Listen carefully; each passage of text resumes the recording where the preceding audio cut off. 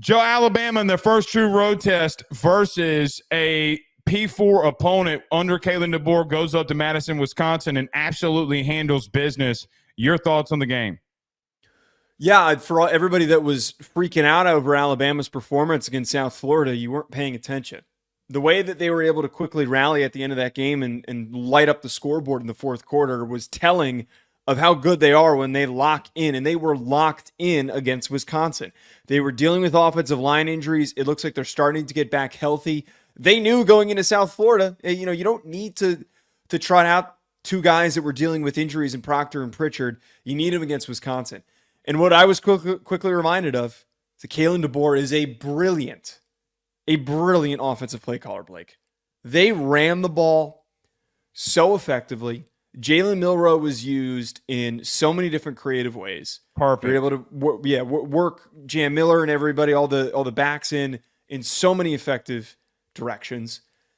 And I saw a new version of Jalen Milroe that I predicted in the offseason we were going to get, which is the polished, effective, consistent, and confident passer down the field in tight windows that he can be.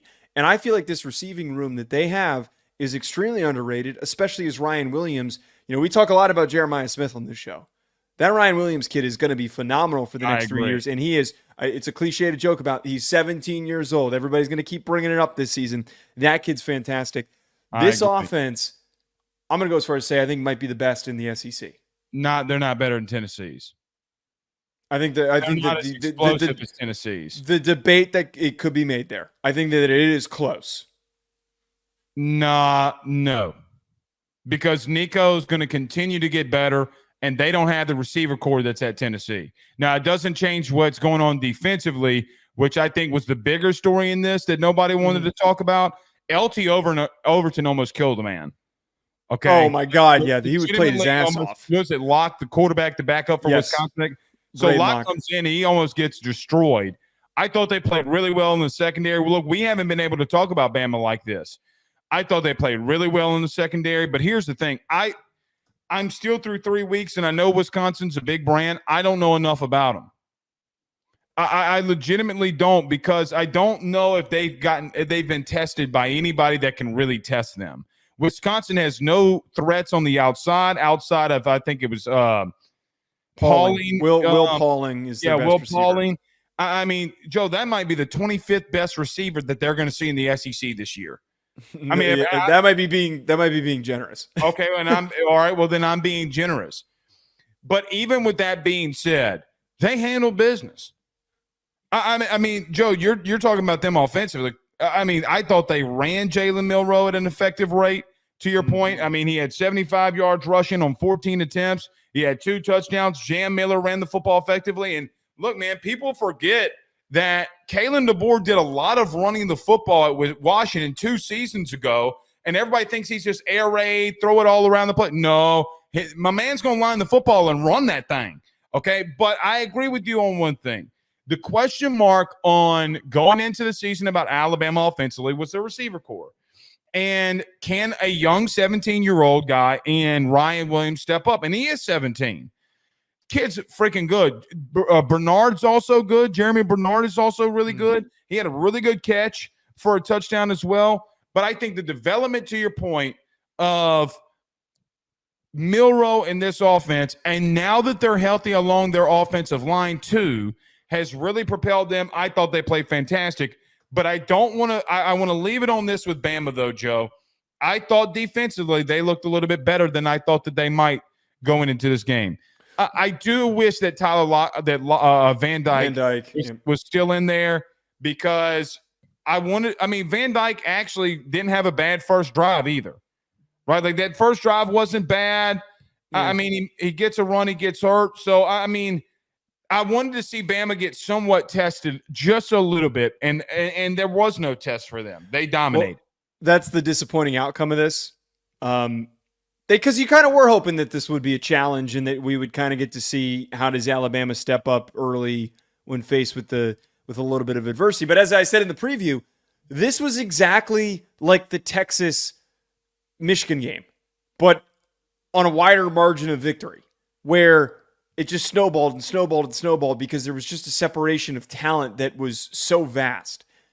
Mm-hmm. This is one thing that's crazy to me, Blake.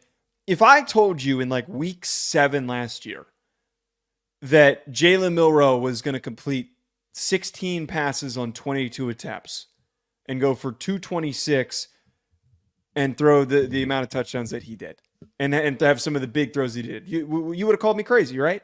He did not look like he had that in him the way that he played last year. It's so crazy, and I think it's something that is constantly overlooked in discussions about players and why anybody who wants to point out how I felt about him last year, coaching matters.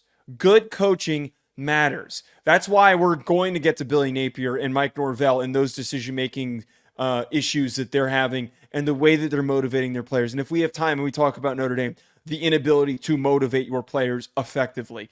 Good coaching matters. Jalen Milroe has every skill in his body to be one of the best quarterbacks in the country. He deserves to be on the Heisman radar after the way that he played. The 3 touchdowns passing and the 2 rushing touchdowns that he had 75 yards on the ground. He was phenomenal in this game. Coaching freaking matters. And again, I reiterate what you said, though. That defensive line whooped Wisconsin's ass, and they were supposed to be this big, strong team along the line of scrimmage and run you over. Remember our show in the offseason when we did our deep dive on Wisconsin? Mm-hmm. What did I tell you? They got tackles at guard. I still think that Jack Nelson's a good player.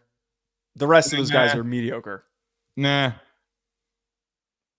That all 5 of them got physically dominated. Joe, that's just the God's honest truth. You can say there's some good players here or there, but the truth is to the prestige of the elite. Because here's the truth, man.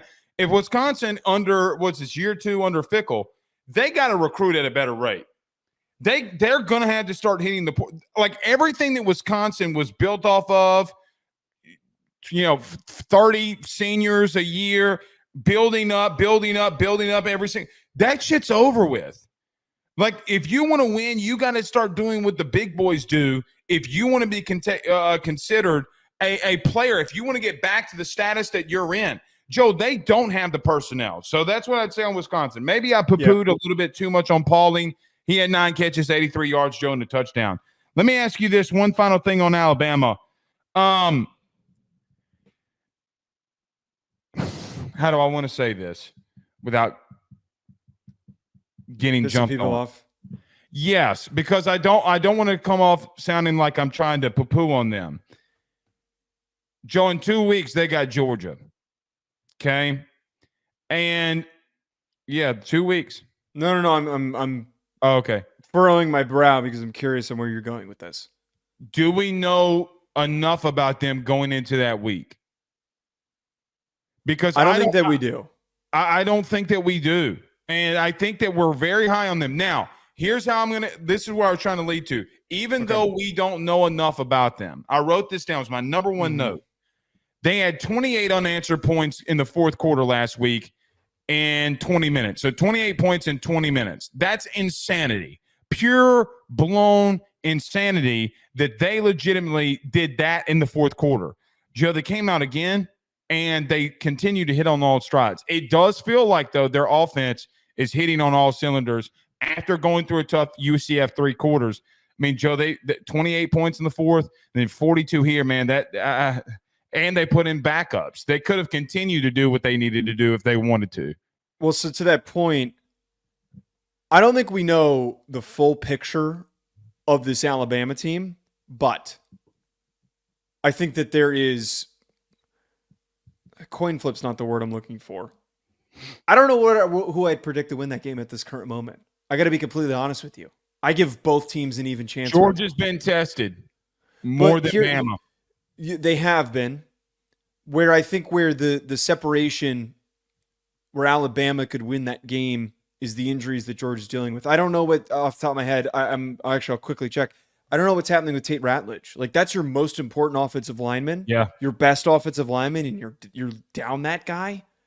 I'd love to know how quickly Michael Williams is back and available for that game. So it's kind of like, it's exactly like last year. Alabama gets to catch Georgia when Georgia's a little bit banged up and when they need guys at certain positions. And this time, instead of last year, it's on the lines of scrimmage instead of at skill positions. So that could be the separation point there. But I will say this, I feel pretty confident that that's going to be a really good game. Very good game.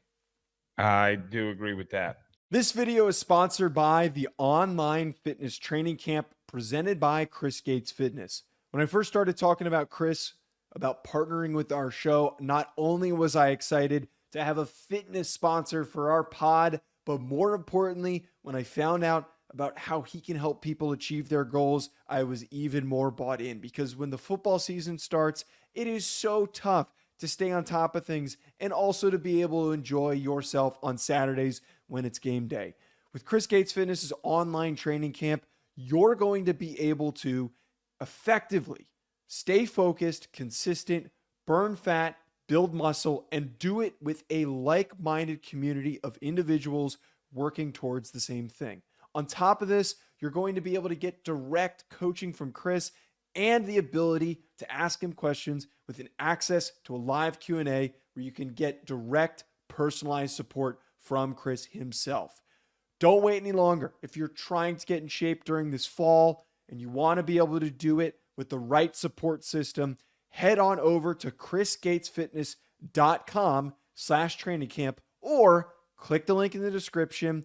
And you need to do it today because you can get the first month. Personal training is expensive, folks. The first month for only $10 when you use that code RuffinoJoe. Don't wait any longer. Head on over there. BetOnline remains your top spot for all of your live betting action and contests. NFL, college football, UFC, NHL are all in full swing. BetOnline is your number one source for wagering news, odds, trends, and predictions with both desktop and mobile access at any time. Head to BetOnline today and use promo code BELIEVE, that's BLEAV, for 50% off your first deposit. That is a 50% welcome bonus. BetOnline, where the game starts.